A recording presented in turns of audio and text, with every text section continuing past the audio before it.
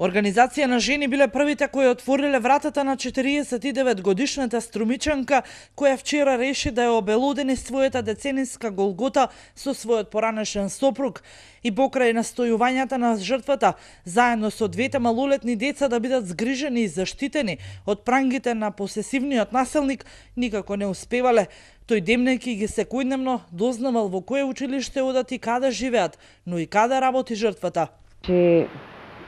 Таа голгота, како што рековте, и навистина е, на женава трае повеќе од 2 години.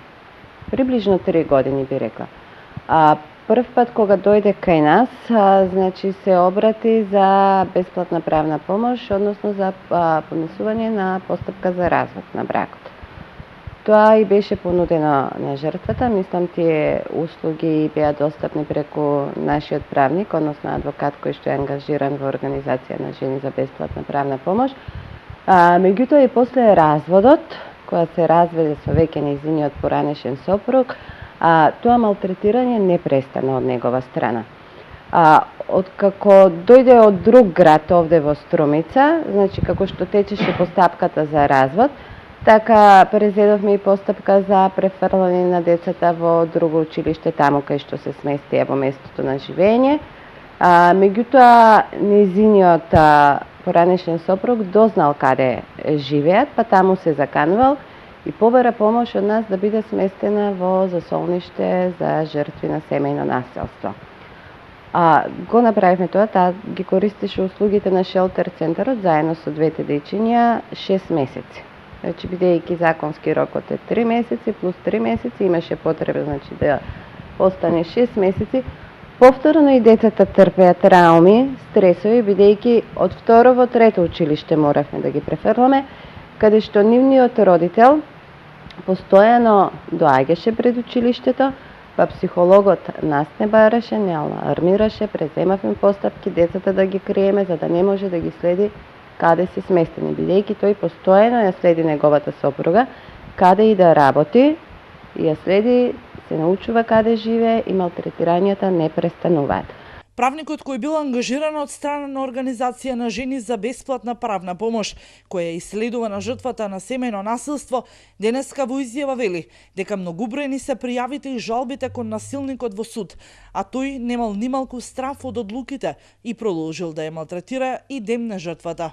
Многу пати поднесовме поплаки до МВР, во 2 наврати поднесовме и кривични пријави. Едната беше за телесна повреда, другата беше за загрозување на сигурноста при вршење на семејно насилство. Значи, судот безрезервно ја поддржа оштетената во конкретниот случај и затоа ја донесе таа осудителна пресуда во трајање од 5 месеци. Таа казна е од 5 месеци, имајќи во предвид дека човекот работи, дека со тоа може да се загрози плаќањето на издршката, затоа е толку мала казната. Инаку казната за ова кривично дело се движи од 3 месеци до 3 години. Тоа е преблага казна за вакво дело, имајќи во предвид за честеноста на ваквите кривични дела. Насилникот имал изречено едногодишна забрана за пристап, која и нејзе не ја почитувал. Поради се честиот пристап на таткото на малолетните деца на жртвата на семејно насилство, тој проба да ги пронајде секаде каде што тие беа засолнети.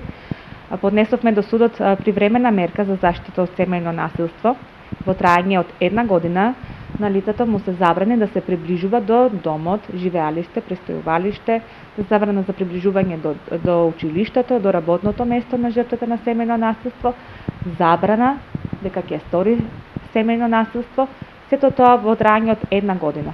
Исто така, по истекот на таа година, истече пред 1 месец, поднесовме сега нова мерка за продолжување на истата, бидејќи овие закани не престана и за време на траењето на оваа мерка лицето воопшто не се потруди да ги почитува овие правила поставени од судот и затоа беше и таа кривична осуда за загрозување на сигурноста при вршење на семејно насилство и како главен доказ беше токму таа привремена мерка за заштита од семејно насилство.